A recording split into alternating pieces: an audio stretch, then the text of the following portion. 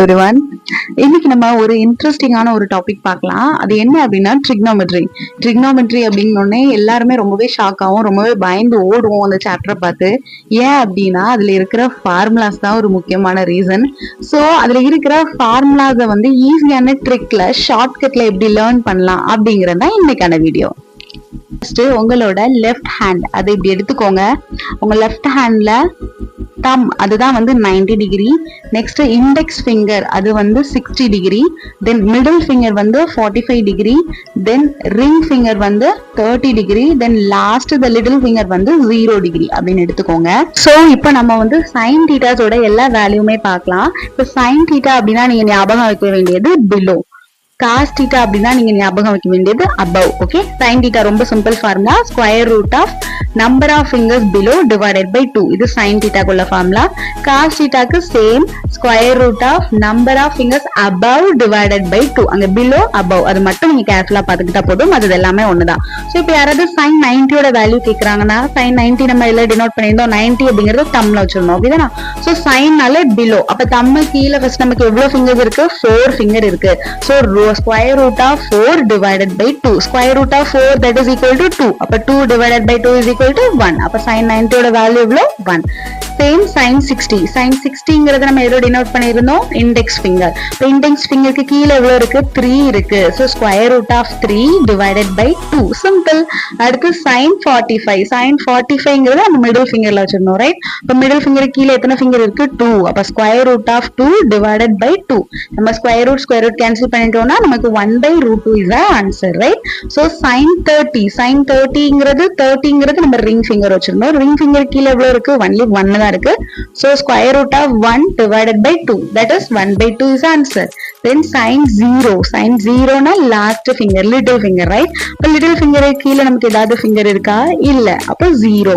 அப்ப square root of 0 divided by 2. So undoubtedly the answer is 0. So sin 0 is equal to 0. இப்ப நம்ம cos தீட்டாஸோட values பார்க்கலாம்.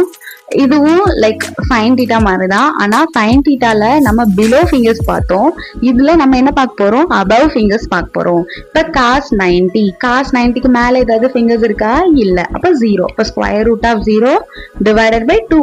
Answer is 0. இப்ப sine 90 is 0. Then cos 60. cos 60க்கு மேல எத்தனை ஃபிங்கர் இருக்கு, only 1. So square root of 1 divided by 2. 1/2 is the answer. Then cos 45. cos 45க்கு மேல எவ்வளவு ஃபிங்கர் இருக்கு, √2. 2 இருக்கு. அப்ப √2 divided by 2, that is 1/√2. Then cos 30 அப்படிங்கிறது நமக்கு ரிங் ஃபிங்கருக்கு மேல நமக்கு எத்தனை இருக்கு, 3 இருக்கு. So √3 divided by 2. Then last cos 0. cos 0க்கு மேல நமக்கு எத்தனை இருக்கு, 4 இருக்கு.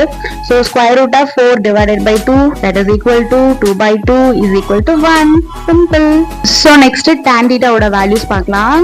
tan thetaவும் ரொம்பவே ஈஸியானது. இப்போ நீங்க sin, cos and tan கத்துக்கிட்டாலே நெக்ஸ்ட் ஈஸியா cosecant, secant and cot theta ஓட வேல்யூஸ் வந்து கத்துக்க முடியும். So tan theta அப்படிங்கிறது ரொம்பவே சிம்பிள். sin theta divided by cos theta, இதுதான் அதோட ஃபார்முலா, ரைட்? அப்போ tan theta is equal to below fingers divided by above fingers. This is the formula. So tan 90னா நமக்கு ஃபர்ஸ்ட் ஃபிங்கர் தம் அப்படிதானா.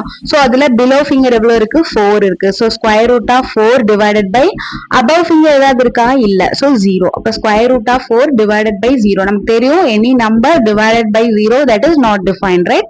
So the value is not defined. Next tan 60. tan 60ங்கிறது index finger. அப்ப இதுல below by above, below வந்து 3 இருக்கு. So √3 divided by 1, √1. அப்ப that is 1 தான். அப்ப √3 is the answer.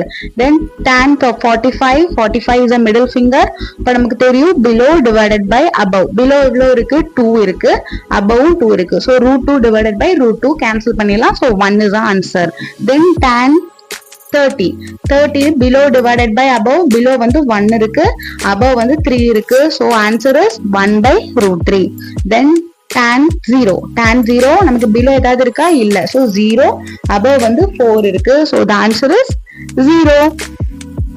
உங்க எல்லாருக்கும் புரிஞ்சிருக்கும்னு நினைக்கிறேன். ஜஸ்ட் நீங்க ஞாபகம் வேண்டியது சைன் அப்படின்னா பிலோ, காஸ் அப்படின்னா அபவ், tan அப்படிங்கிறது பிலோ பை அபவ், அவ்வளவுதான். தென் ஸ்கொயர் ரூட் மட்டும் மறந்துடாதீங்க. ஸோ இதை மட்டும் நீங்க ஈஸியா ஞாபகம் வச்சிட்டீங்கன்னா உங்களை ஹேண்ட் யூஸ் பண்ணி ஈஸியா நீங்க என்ன பண்ண முடியும், ஃபார்முலா எழுத முடியும். தேங்க்ஸ் ஃபார் வாட்சிங்.